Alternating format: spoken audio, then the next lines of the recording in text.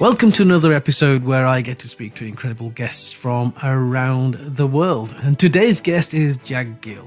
Jag has got 15 years worth of leadership and management experience in the financial sector. Jag currently works as a leadership and development manager for Federated Hermes.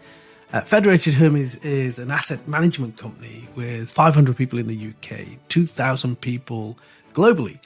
And you know, when I come across companies that has people spread around the world or around in other countries, that always makes me smile because it's an additional challenge for that company to maintain the quality of leadership that it needs. So I'm guessing that's an additional challenge for you, Jag. But first and foremost, welcome to the show.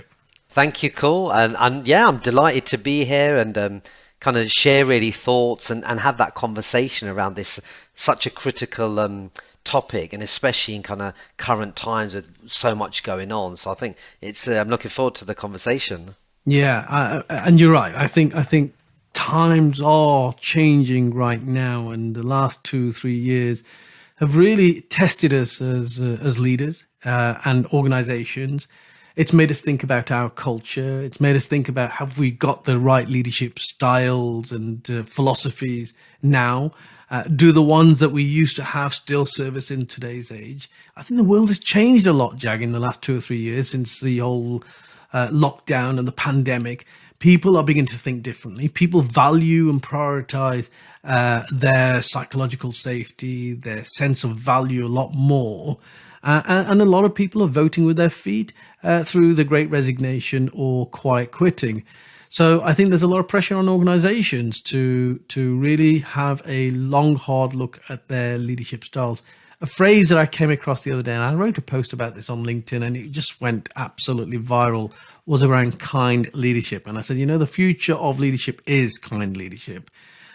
What do you think about that? What does kind leadership mean to you? Just going back to one of your points in terms of what you talked about, the world's changing.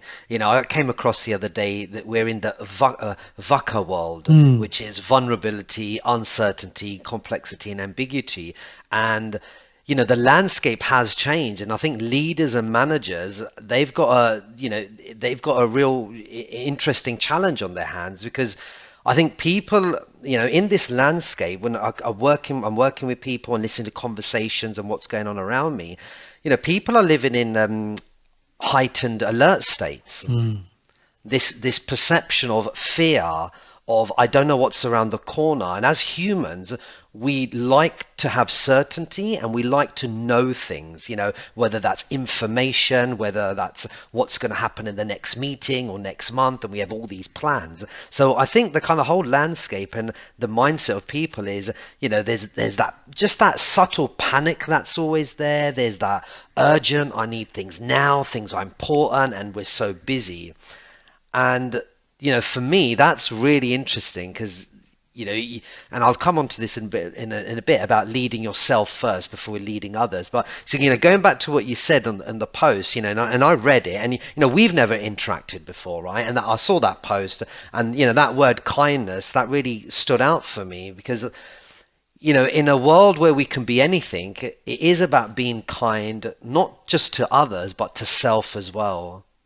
And having that kind and self-compassion, and a word that I love using, which I've heard, a while ago, is looking at things in kindsight, not hindsight. I love that. Yeah, we could beat ourselves up over things, and like I said, managers and leaders now, I think the whole territory is like, there's a bit of counseling now involved, because people's, like you said, psychological safety, well-being, that's been stretched even more now. There's more pressures, more demands, more complexity, and that whole unknown state. So I think, there's some big challenges here. And, that kindness, when there's all these fires around us and there's all this chaos going on. Let's look at some of these fires, and you're absolutely right. You talk about the VUCA world, volatility, uncertainty, complexity, and ambiguity. I mean, the concept of the VUCA world was actually a construct, I think, back in the 80s when, we started getting digitalization, the very birth of digitalization coming in.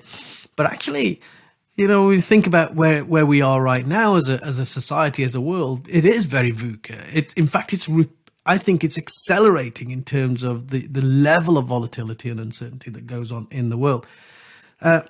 So I want to touch on this whole concept of danger, this threat, and people feeling that this constant threat and anxiety that's going on. What do you think the key drivers are for that? I think you're absolutely right, but what do you think are the key drivers for all of this going on? I think that whole state of panic, I firmly believe behavior breeds behavior. Yeah. So where you have someone in the team, whether it's a leader or someone else, who might be influential, they don't need necessarily to have that leadership or management senior position, right? They could have been there for 30 years and they've got the ear of everyone. So I think there's that whole, when one person starts to flap a little bit and panic, if you're not strong in who you are and what you bring to the party, and you haven't got your own energy force field around you, you can get drawn into it. And then all of a sudden, everything's doom and gloom. Everything's, maybe the victim scenario where it's the company's fault, or, it's other external factors. And I think what I've seen over time is a real lack of self-awareness and being present in the moment. I think that whole danger, that threat, and what's around the corner, I think that's when the mind starts running off and going into the future, and I don't know what's happening next or next week. And I think where I've seen people, really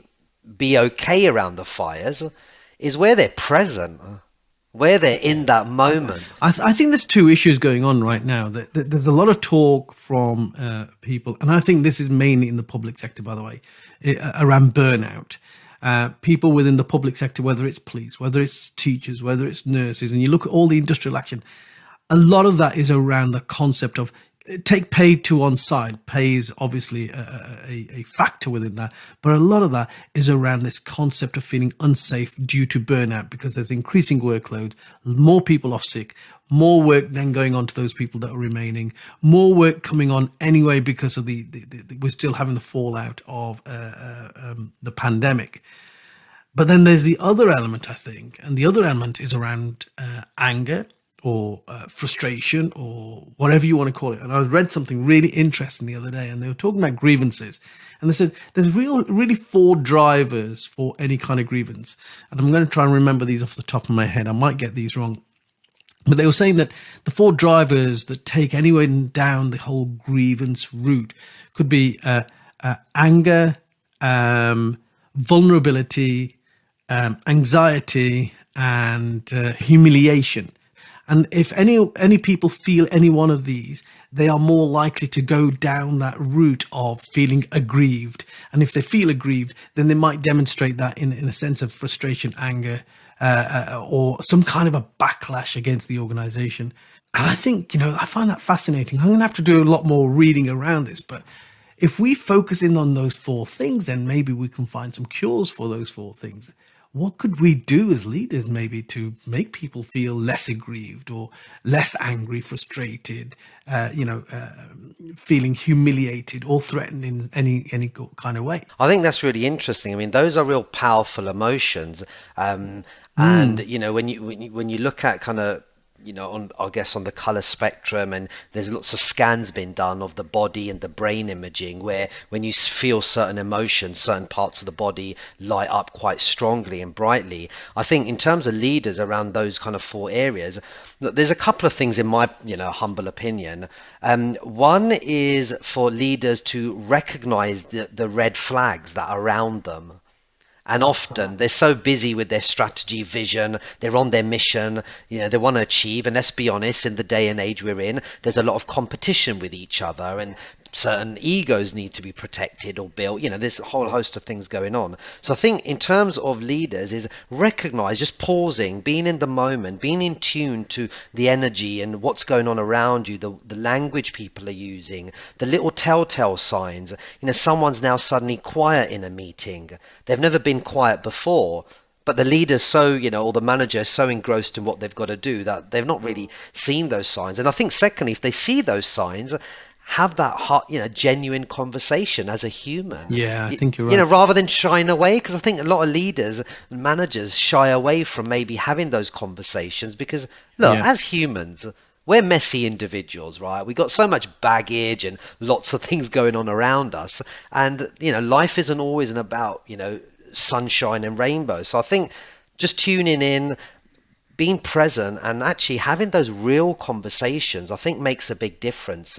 And people know when someone cares or not. They can pick it up. Yeah, I think you're picking up. I just want to really bring out those two really strong points that you're making there. One is around, the first thing that you're saying is that, leaders almost need to have this radar switched on. They need to be, we need to understand that leadership is first and foremost about other people.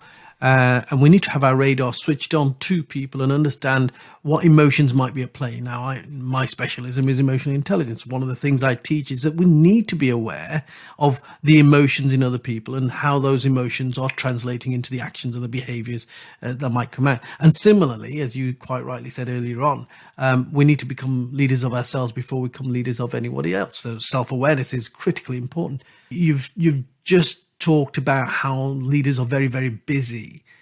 When we're talking about burnout and we're talking about this sense of frustration that people are holding, that actually applies to leaders as well. So part of the whole idea of leading has to be about, am I leading myself? Am I managing my workload? Am I looking after my mental health? Am I fit at this moment in time to do fulfill the responsibilities that I've got as a leader? And if I'm not, what do I need to do to get fitter? What do I need to do to become a better leader in my own mind space before I become a better leader for other people? I think that's one of the first things. Leaders practicing a bit of self-care. I think the second thing that you talked about there, which is, we've got to have the conversation. I think you're so right. I mean, many of the programs, the human-centered leadership programs that I deliver, one of the fundamentals that many of the leaders on our programs talk about is, I'm not comfortable. I'm not comfortable sitting down in a room with somebody telling them either that their performance is poor, or that I've noticed something about them, or that I disagree with them on a certain issue, or that I go into a meeting full of extroverts and I'm the introvert in the room and they're very, very loud people. And I know what they're talking about in my heart of hearts is not the right direction, but I feel that I can't say my piece. So we need to learn the skills, the ability to be able to proffer up an alternative view, or to have a difficult conversation, as Susan Scott would refer to as a fierce conversation. We need to have the ability to do that, but in a very professional kind of way, managing our own emotions during the process as well.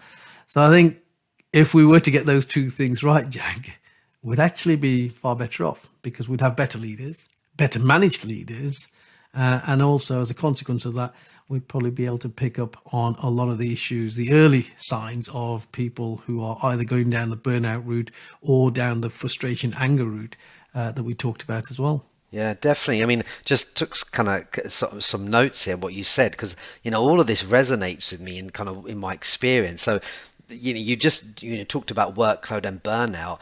Whilst I fully agree that, there's more work coming down the track, and someone once said, today's the slowest day of your life because tomorrow will get faster, more things, thrown at you. I think from what I've seen with coaching and working with individuals and teams is you've got to be careful of the language you're using. Because if you're constantly saying you're really busy, you're overworked, you're overstressed, firstly, you devalue that word. So if everything is urgent, what is actually urgent? And I think we have to be very mindful of actually we can create space to breathe and to recharge, such as asking for help. A lot of people that I've seen, maybe when I've coached, who maybe burn out or they come into, to that red zone, is because they're taking on so much and they're people pleasing. They're not negotiating, pushing back on boundaries, which most people are okay with. If you kind of say, actually, I can't get this to you on Tuesday, how about Thursday? That would work. Most people, generally, obviously depends what profession you're in, they'll go with that. So I think, there's things we can do and feel empowered about, and not fully say it's just the workload. It's always going to be the workload. Like when I speak to people and ask them, hey, how's things going? How's your day? Oh, really busy. And I'm like, well, if I asked you the same question a year ago, I wonder if you would have said the same thing, and if I asked you a year before, you probably would have said the same thing. So I think it's about kind of using language and what we think and how we talk and the words that manifest, which then affect our behaviors, to really think about what we're saying and is it helping us and hindering. And you talked about leaders taking self-care. I said to someone the other day, funny enough, I said, oh, what time's your lunch? And she said, oh, soon. And I said, look, try not to eat at your desk. I said, do you charge your phone every day? And she was like, yeah. And I said, so what about yourself? You're more value. What's more important, the phone or you? And it kind of made her think, actually, do you know what? Yeah, I should go out for a walk. I should sit away from my desk. If we're, there's a lot of talk about millennials coming on board. Well, the next generation. Well, what are we role modeling?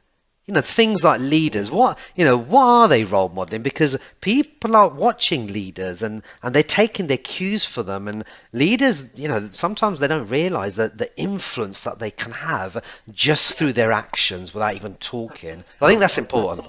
Absolutely. I mean that's something I often refer to, and we call it the leadership shadow. So it's the shadow that you cast as a leader. And often the people who are affected by your leadership might emulate some of the actions and behaviors that you have as a leader. So we need to be very, very alive as leaders to how am I coming across? How am I thinking? What are my actions like? Are they of good quality? And I think that's the additional responsibility of being a leader, to be quite frank. I love the analogy there about charging your phone and you're not charging yourself. I think in a very, very simplistic way, that's basically the truth of it all, isn't it? If we are not charging ourselves, if we're not looking after ourselves, if we're not, filling our cup, we simply can't pour for other people. We can't do things for other people, and we haven't got the requisite energy. The other thing that you made me think is one of the analogies when I'm talking about resilience and doing resilience coaching is, look, when you get on a flight somewhere, one of the things they say to you is you put your own mask on. Yeah, so you got to help yourself. If you're broken and your battery's drained, well, in the VUCA world, you're going to snap back. You're going to send that email and then you're going to think back, oh, I shouldn't have. And thank God for the Microsoft button that says recall emails, because I'm sure that saved a lot of careers and very interesting and tricky conversations. They need to have the same button, Jag. They need to have the same button. And I often talk about this analogy. They need to have the same button when it comes to WhatsApp or text when you're texting your significant other, So you might be out of the house and he or she might send you a message that you perceive to be confrontational, and before you know it, by the time you got home, you've had this huge row, silent row. Cool. One of the things you said about the shadow, it's also the fragrance. Some leaders cast a shadow wherever they go, and others, and this is not just about leaders or managers, but just individuals, wherever they go, they just leave this good fragrance. They make people feel appreciated, valued, alive, and people remember these things. And in this day and age where you've got a million things on your to-do list, people will move you up that list because they trust and they like and they just connect to you, and that's powerful. And I think it's so important. I think you're so right. And the question always has to be, isn't it? Is it a fragrance or is it a smell that you leave behind? Yeah, that's the other thing. Really, one of the first exercises I do with most people when I do a leadership program, and I'm talking about what we're talking about right now, the impact of leadership, is remember the best leaders that you've ever had in your entire life, whether it's in this organization, another organization, outside of the organization, and put on a post-it note the qualities that made you think that they were the best leaders. And when everyone has put their post-it notes on, then I separate those post-it notes between emotional intelligence and intelligence quotient, so EQ and IQ. And more often than not, over 90% of the post-it notes sit in EQ. And I think it's Maya Angelou that once said it's not about what people do, it's how you make them feel, or something like that. People remember you for how you make them feel. I'm paraphrasing. And that is so true, because at a human level, we remember emotions more than we remember thoughts. And that's interesting. So if we are emotional beings and actually understanding what's going on in our brains, when we are driven by emotions, our amygdala are firing off neurons because they're saying, oh, we're in danger, firing off neurons in our limbic brain to all sorts of parts of our brain to activate fear, fight, flight, or freeze, which then very often leads to us trying to smash a nut with a sledgehammer and taking the wrong action altogether that we later regret. So it really is about having much more conscious and logical thought, and actually taking a step back and taking a breath and thinking things through, adding some logic and rationale. Sometimes we don't do that when we are driven by our emotions. We can only do that, though, when we have a sense of serenity or peace in our minds anyway. And if we are frustrated, burnt out, whatever it might be, we're going to struggle to do that. Therefore, we will struggle to make quality decisions. You've got two things. You're talking about, the greatest leaders. So I was listening to something the other day. Nelson Mandela, he's seen as one of the great leaders. And, when they were asked, how do you, get this style, or what's your thoughts on leadership? And he says, I remember his father being kind of part of a local community tribe. Yeah. Community group, and he said to his father, there's two things here, two lessons. One thing was everybody sat in a circle, and he goes, secondly, his father was the last to speak.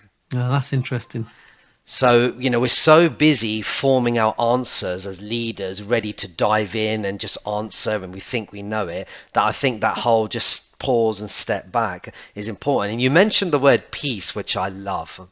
I fully believe that it's only when you've made peace with yourself and you've made a friend with yourself, people will sense that energy. People will see you calm. Yeah, and you can handle things. I think you're absolutely right. I have a word that you will understand. Many of our leaders probably won't understand. It's called Sukh Shanti. So Sukh Shanti, for me, my translation and my interpretation of this word is basically peace and serenity. And so I have a simple rule in my life. My rule in my life, my wife and I practice this at home. I say, everything in our house has to be Sukh Shanti, has to be covered by a layer of peace, serenity. Because when we operate in an environment of peace and serenity, it means our thoughts are calmer and the thoughts are deeper, and we make better quality decisions or have better quality conversations. But that concept of Sukh Shanti, without getting too spiritual or anything like that, that concept of Sukh Shanti you can actually take into your workplace as well. If you create an environment of peace within yourself, then imagine how better a quality of thought you will have as an individual. And also think about the leadership shadow that you will cast as well. That fragrance that you talked about early on.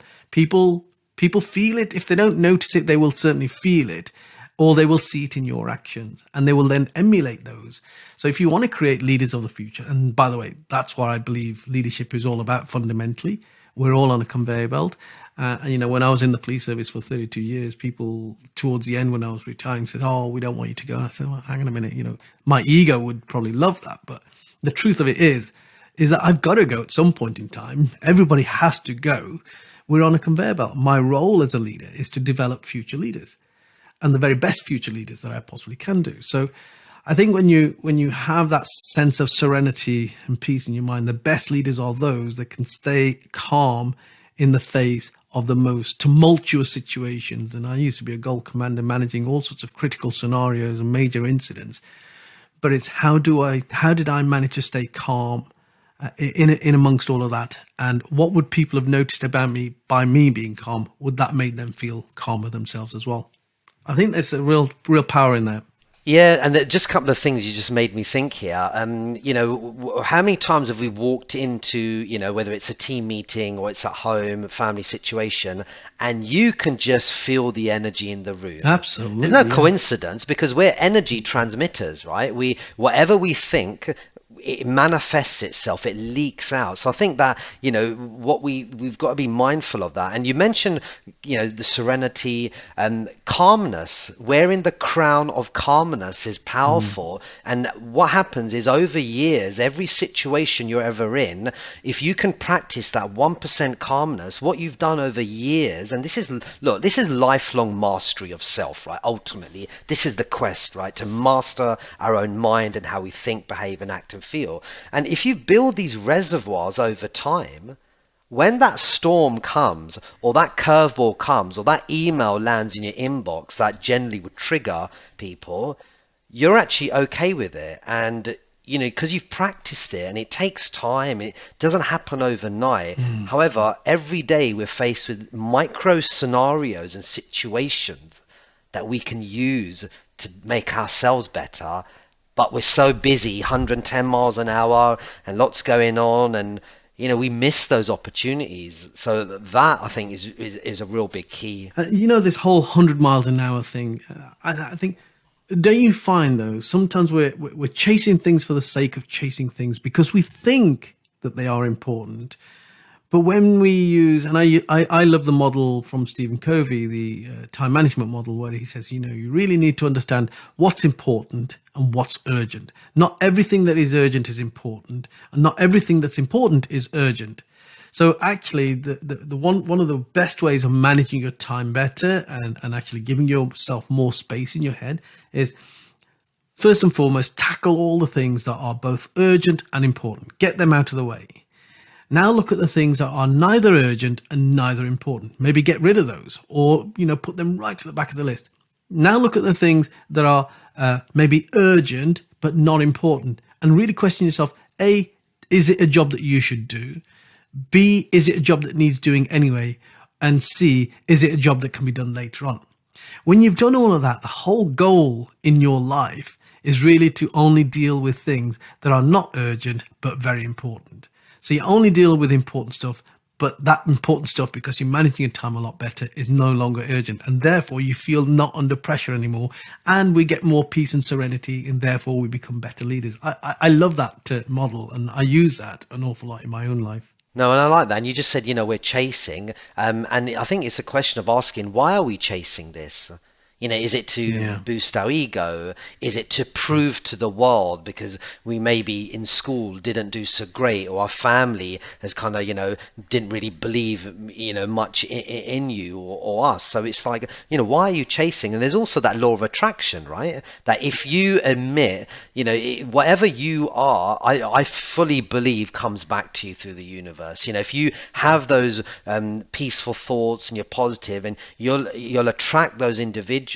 And also, sometimes you just interact with people, at work, in the leadership space, and you just don't realize the impact you've just had on them. It could be a 1-minute conversation or a 10-minute. They've taken something from you. Yeah, one of my favorite books, Jag, I don't know if you've read it, and a lot of people will think this is all a bit woo-woo, but you know what? Entertain me for a while. But one of my favorite books is The Celestine Prophecy. Now, I don't know if you've read it, but it's been around a long, long time. But Celestine Prophecy is a fictional book, but it's all about a guy who goes on a spiritual journey, but he learns the art of feeling energy. And there are sections in the book where if he looks at a plant strong enough, closely enough, with the right kind of energy, he can see the energy coming away from the plant. And there's sections in the book where he sees people having conversations, and he sees a transfer of energy, dark energy against light energy, when somebody's shouting at another person or trying to overpower them or bully them. And he can see the transfer of energy and how that black energy, the dark energy, is sucking out the energy from the other person. And I have to say, I know this. Some people will say, well, this is just ridiculous. Well, it may be, I don't know. But the truth of it is, when we come across a person that really zaps our energy, we do walk away sometimes feeling a bit exhausted. So for me, I have a rule in my life. This is how I filter the people that come into my life. I used to say I love hanging around with like-minded people, until I started hanging around with like-minded people. And I found that just because people think the same as you doesn't mean they are the same as you. So let me just explain this a bit more. What I now say is I'll connect with like-minded people, but I only ever get close with like-valued people. And I think at the very heart of a person are the sets of values. And values are much, much deeper than your thoughts. So now I look for the values in people and how they operate, what their moral compass is like. And I gravitate towards people with similar values. And I find that works really, really powerful for me. Yeah, I like that. Yeah, and it's thinking about people's philosophy and their approach to, there's so many philosophies out there and theories on leadership management, and sometimes you just have to figure it out yourself and put the pieces, but work with what your style is genuine and authentic, and people pick up on those things. Are you genuine? Are you authentic? And I think that's really important, just to be you. And it's not to say, this is me, like it or love it or hate it, and I'm not going to change, because actually, adapting, as we know, and being flexible is important. But it's know what you bring to the party, know your philosophy, know what value you bring, what your strengths are, and also know the things that actually you're not really great at, and you maybe struggle with or find a bit of a challenge. And just as a finishing point, one of the things that we've talked about there, and you mentioned it a couple of times, is ego. I was having a conversation with a friend yesterday, and I do a lot of teaching around leadership communication and public speaking. And so, one of the really powerful ways of connecting with your audience so that they have credibility in you, or rather you have credibility in their eyes, is to tell a story. Tell a story about yourself.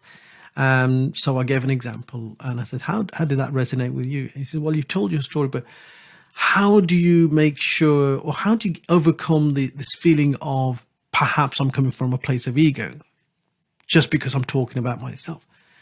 And I find that an interesting sort of question, because if we are telling our story to help other people to live their story, and we tell the story in such a way that it comes from a place of teaching or learning or introspection, then I don't think that's ego.